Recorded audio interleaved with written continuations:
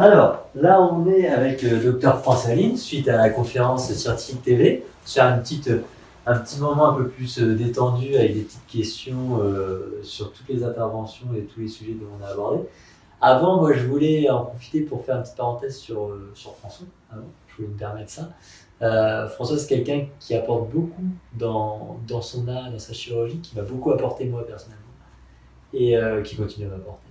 C'est quelqu'un qui est passionné et qui par ça est vraiment dans le partage et l'interpro, et je tenais à le souligner, parce que c'est vraiment une personne évidemment qui est vraiment très intéressante. Et je voulais te faire cet honneur. Je te remercie. Ça fait vraiment très plaisir de partir là-dessus. Ce qui est bien, c'est qu'on peut retourner à Jérémy exactement les mêmes compléments. Alors, on va pas faire de politesse. D'ailleurs, en remerciant toute l'équipe de la clinique de l'Union de nous avoir accueillis super bien. Cet accueil chaleureux. Et de ces passionnés. Parce que ce qui ressort de cet après-midi de conférences et d'échanges, c'est toute la passion derrière que vous avez dans le pied et la cheville. Et bravo. Mais je pense que je te remercie aussi, Guillaume, et je pense que vous repérez ça parce que vous êtes aussi des passionnés.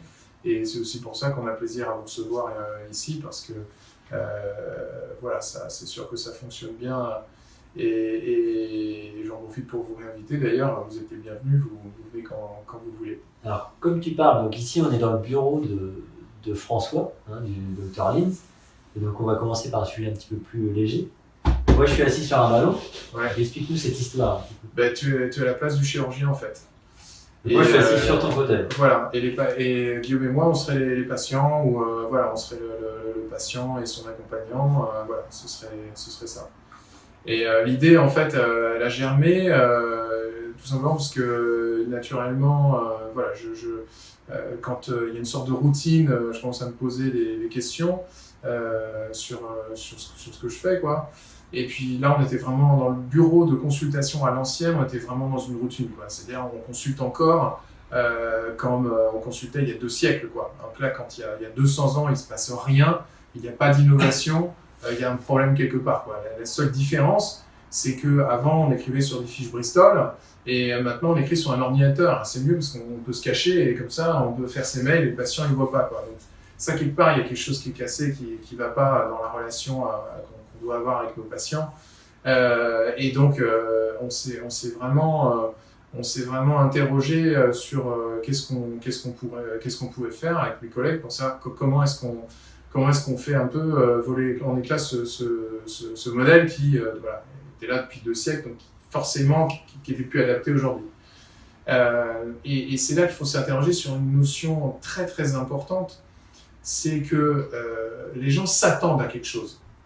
C'est-à-dire que j'avais un de mes mentors qui s'appelle Renaud Friou, qui est chirurgien à la clinique Océane à Vannes, et qui était mon chef de clinique au CHU de Nantes, là où je t'ai connu, Jérémy.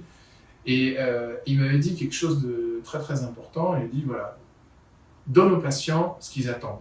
Un chirurgien s'attend à trouver un mec en blouse, derrière un bureau, voilà, avec une chemise à carreaux, une cravate, des pompes bien cirées, voilà. Tu donnes aux patients ce qu'ils attendent. Et ça m'a beaucoup appris. Et au final, Renaud, si un jour tu m'écoutes, j'espère que tu le prendras pas mal, mais je pense que c'est complètement faux en fait.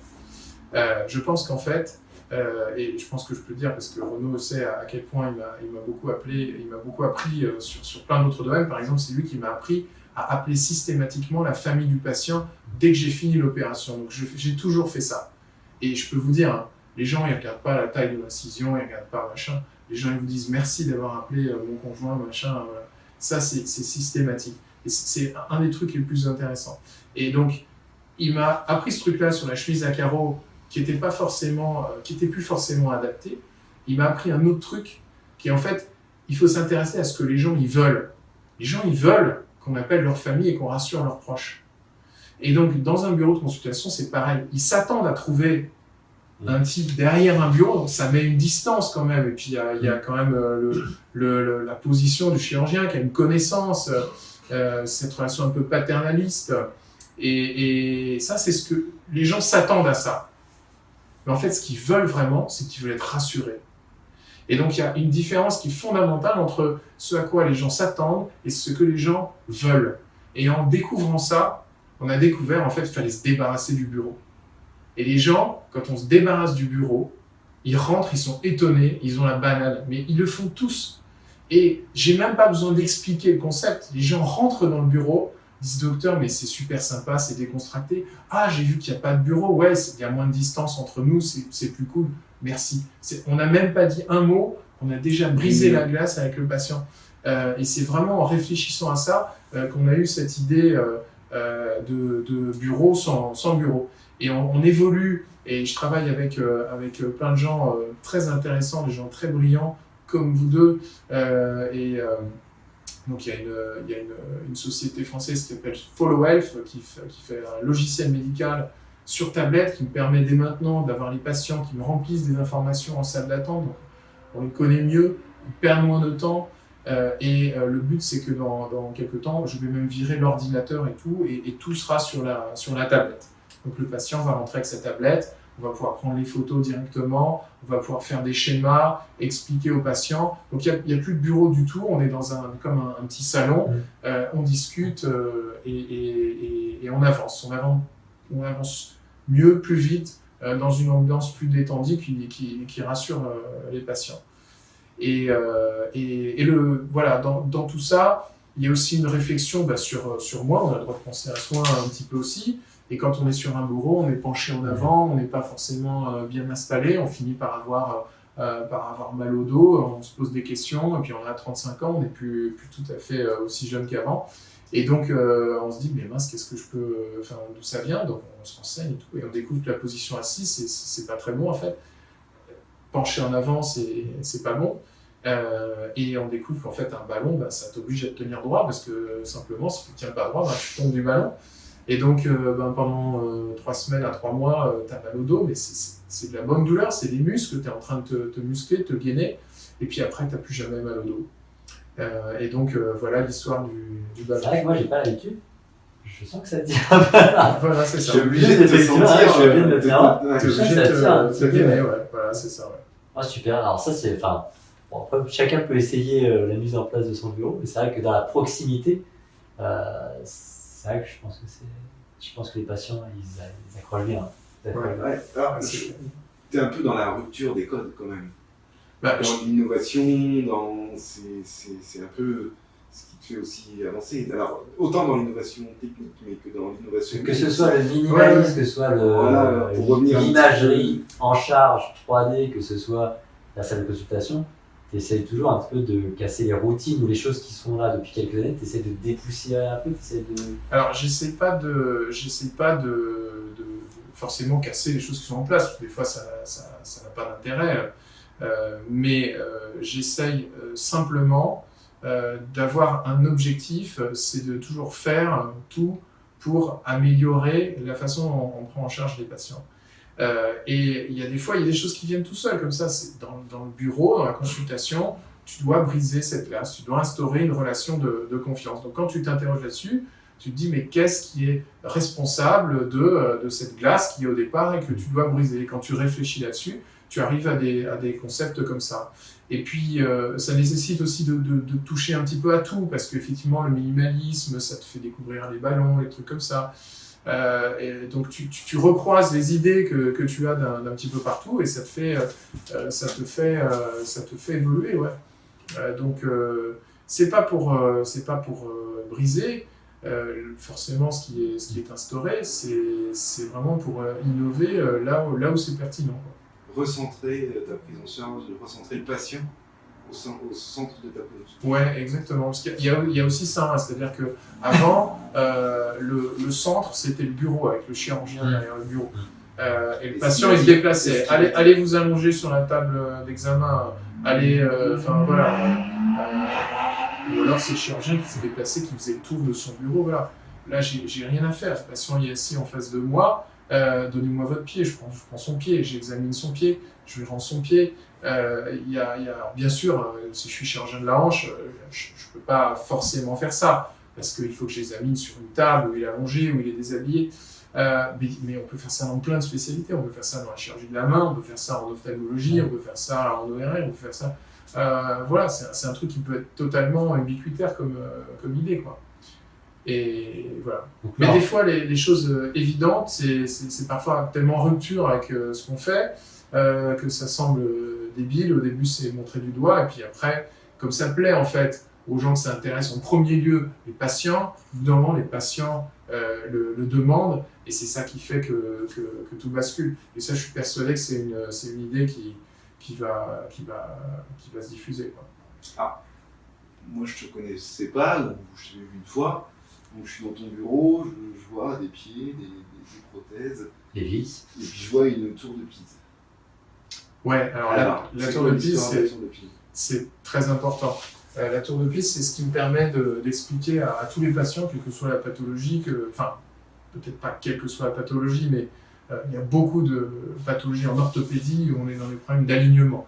Comme on l'a dit dans les présentations, on a vu, l'alignement c'est fondamental, puisque si on n'est pas bien empilé, on a un couple de torsion, on a un décalage, donc on a une rotation qui se fait, c'est ça qui crée des lésions, puisque les articulations vont avoir tendance à s'ouvrir, donc les ligaments à s'abîmer, le cartilage à se comprimer, donc à s'user, donc ça c'est l'arthrose, et les tendons qui essayent de lutter contre ces forces, ils vont aussi souffrir, donc on va avoir des tendinites.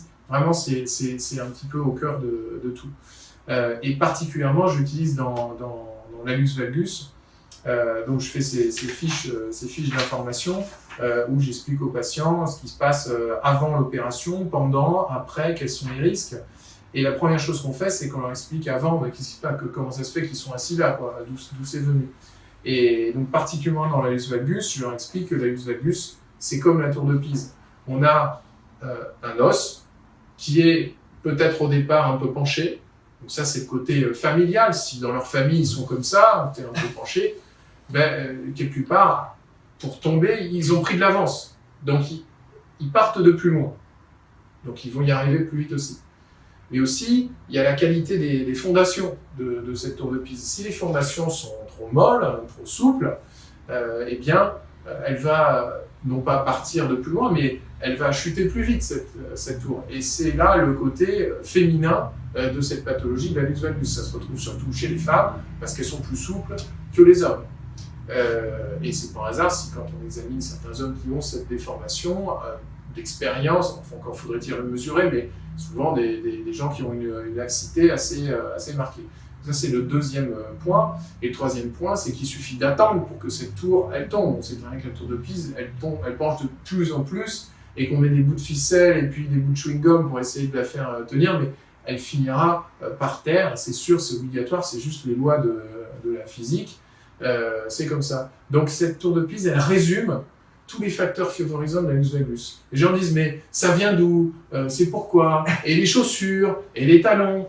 Ok, oui, les chaussures et les talons, mais pas pour les raisons qu'on croit. Les gens pensent que les chaussures déforment les pieds, parce que la chaussure, elle déforme le pied. Mais c'est pas ça qui se passe.